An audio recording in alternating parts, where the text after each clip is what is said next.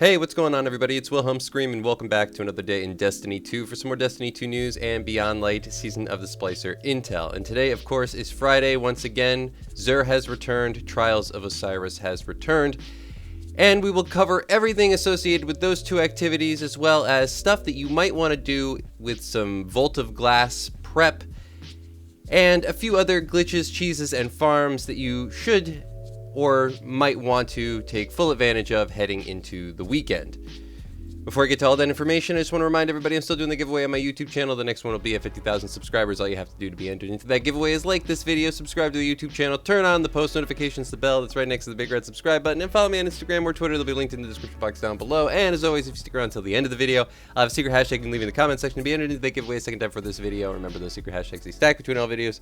So if you haven't done this on a previous piece of content on this channel, why not go back, check out another video, and of course, do it again. All right. Through the pitch.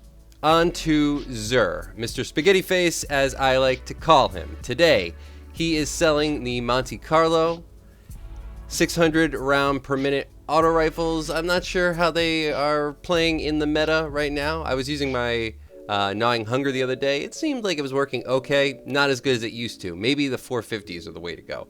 But that is still a fun little exotic to pick up if you don't have it. We have the Gemini Jester for the Hunter class with a 61 total roll, dodging disorients, and removes enemy radars. We have Dune Marchers for the Titan class with another 61 total roll after sprinting, and chain melee damage. These I love, especially if you pair them with Top Tree Void, because you kind of get your melee back, you also get health back, and you chain lightning to everybody. It's a lot of fun. And then we have the Astrocyte Verse. I almost said that incorrectly. Let me say it one more time. Astrocyte Verse. There we go. Got it perfect that time. Improves blink. Basic. 66 total roll on this. So yeah, getting that. Totally nuts.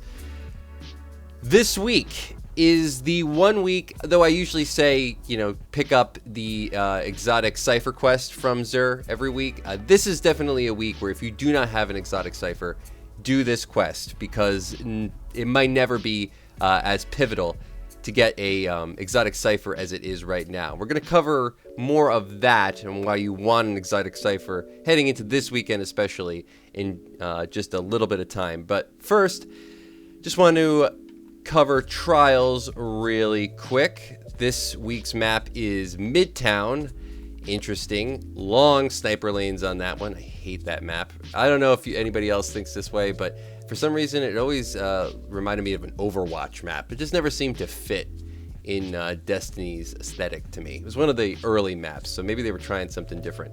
But for the 3-win bounty today, you can get the Exile's Curse Fusion Rifle. I don't know how that's playing into the meta right now, but that's what you can get your hands on for 3 wins. For 5 wins is the boots. 7 and Flawless, I am not totally sure at the time of posting this video.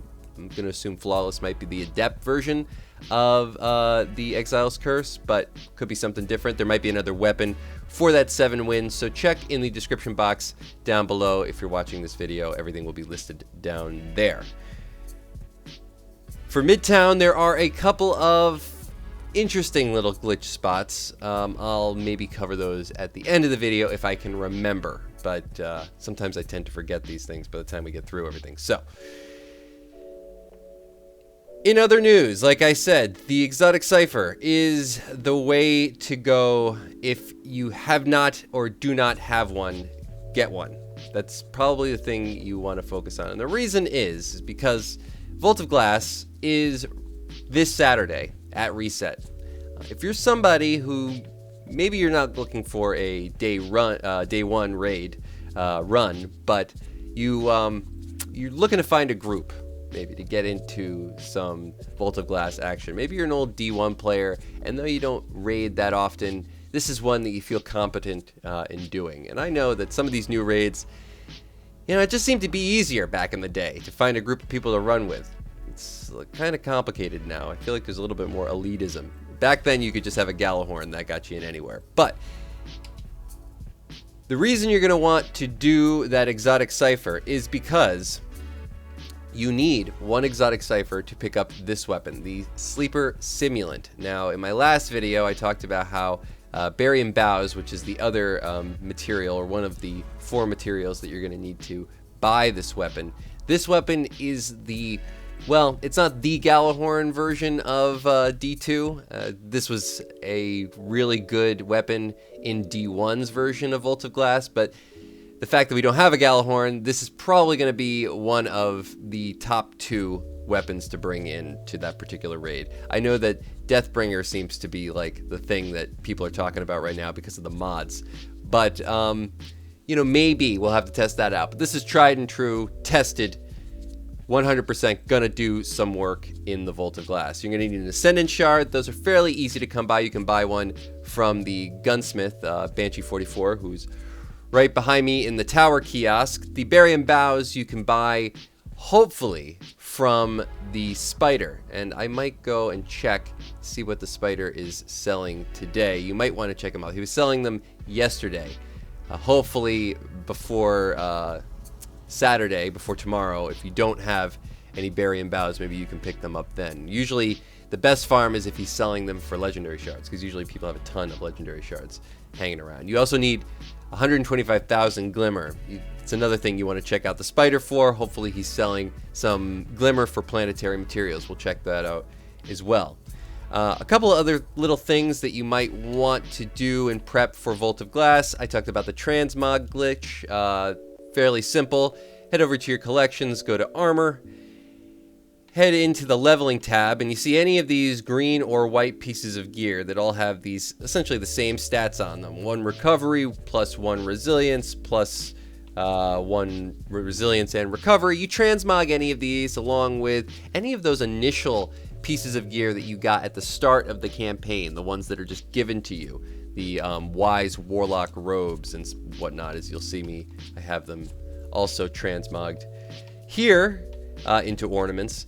For some reason, any of these ornaments, the white pieces and a couple of the green pieces, when you turn them into ornaments, they increase those singular stat buffs to your overall pool. So even though it won't say it on the piece of armor, for some reason those stats get added to your overall stat tally. So if you see here, I have a 65 and 63. I can't remember which one gives me both. It might have been the helmet, but I know the chest piece gives you a +1 to recovery. So now if you'll see, same piece of armor, if I go and I turn this into one of the other ornaments, I'll have 64. So a little bit of a stat buff that you can get.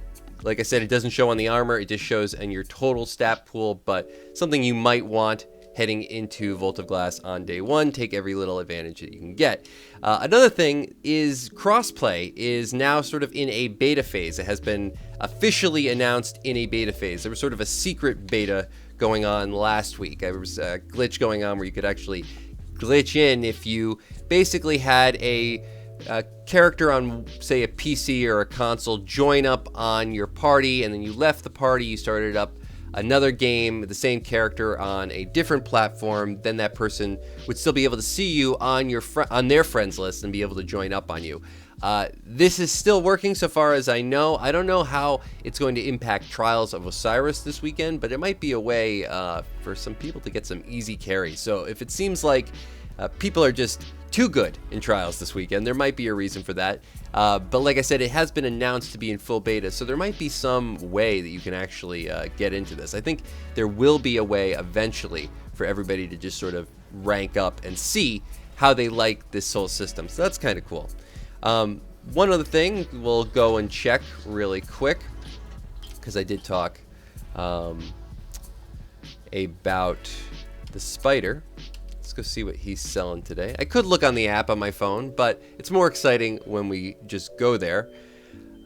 If you've watched to this point, tell me what you're looking forward to in Vault of Glass. Do you want it to be the same raid as it used to be?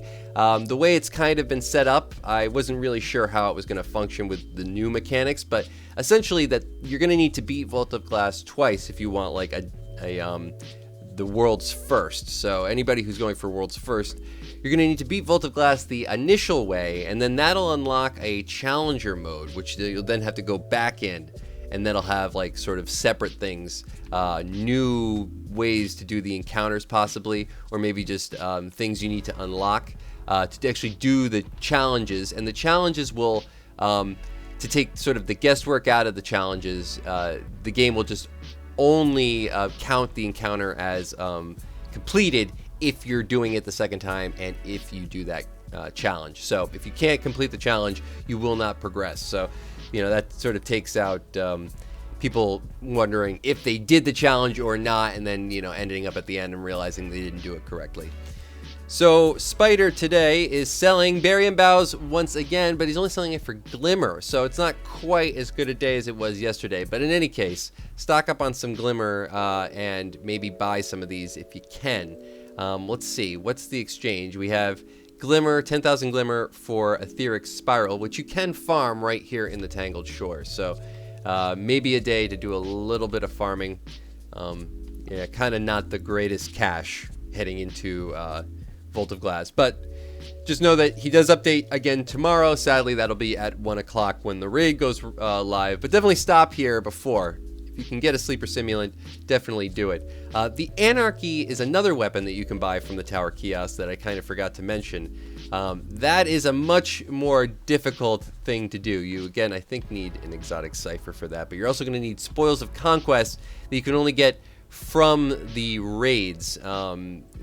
The Deepstone Crypt used to offer 10 for all the secret chests. That is no longer the case. You'll only be able to get them in Vault of Glass. There might be able to get them from secret chests in Vault of Glass. We're not really sure yet, but at the moment, the only place you can get them is from raid boss encounters. Any raid boss encounter will drop at least 3 Spoils of Conquest.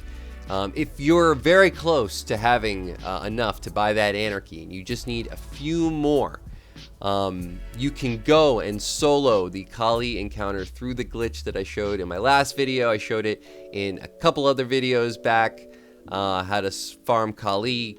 Go check them out. They'll be linked in the top right corner of this video or at the end. It's very simple. It's a way to just jump into that encounter through going outside and then back into the map, and you won't have a kill barrier. You can kill Kali. You can get 3 Spoils of Conquest on each character, so a total of 9. You know, maybe it'll help you out. I haven't tried deleting a character and seeing if you can do it again, but that might be another thing you want to try. That's only if you're desperate before tomorrow.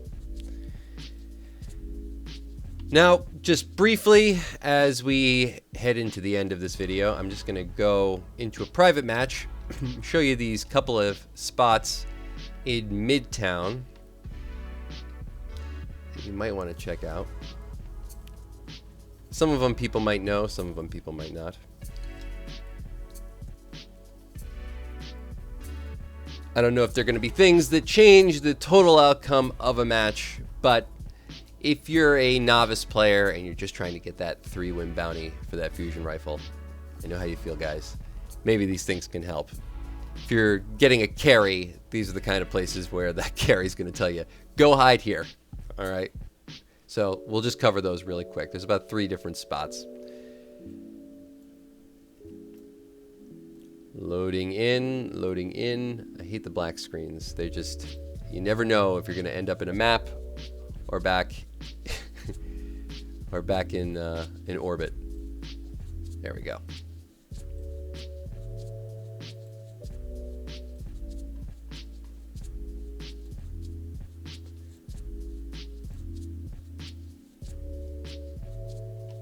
Okay, the first one, pretty basic. As you load in, hopefully my frame rate doesn't crash. Head over here, and most everybody knows this one. You can hide right up on this little ledge. Now, obviously, this is in the back part of the map, so it's not going to be too helpful. You can, however, also jump onto this corner right there. And if you're doing an emote, you can actually see around the corner and they can't see you. It's a good sniping lane. So if you ever needed to snipe, you can just hide right here. One made spot. Next spot, you can hide on this ledge as well. A lot of people don't realize you can get on these roofs. Once again, you can kind of snipe through this way if you want. And then the last one is over on this side. I like to use the boats. You can actually stand on the boats. If you never came over here, you can actually get on this ledge right here. So there's a couple of little cheese spots. You can maybe use these in Iron Banner, which is also still going on this week as well. That's going to be it for all the information in today's video. Thank you all so much for watching. Hopefully you have a good weekend. Good luck in Vault of Glass if you are planning on running it. I will be doing a live stream this weekend, this Saturday, either on my YouTube channel or on the Iron Lord podcast YouTube channel for our Vault of Glass Day 1 run. Check out both streams, or yeah, we might be streaming on both. Watch both. If we're on one, just check out both to see which one we are on. If you've watched this far, leave a hashtag Beyond Light, or a hashtag Season of the Splicer, or hashtag Vault of Glass, or hashtag XUR, or hashtag Trials of Osiris, any of those things in the comments section down below, or just tell me what you're looking forward to this weekend. And as always, I am Wilhelm Scream. Of course, we will see you next time. Little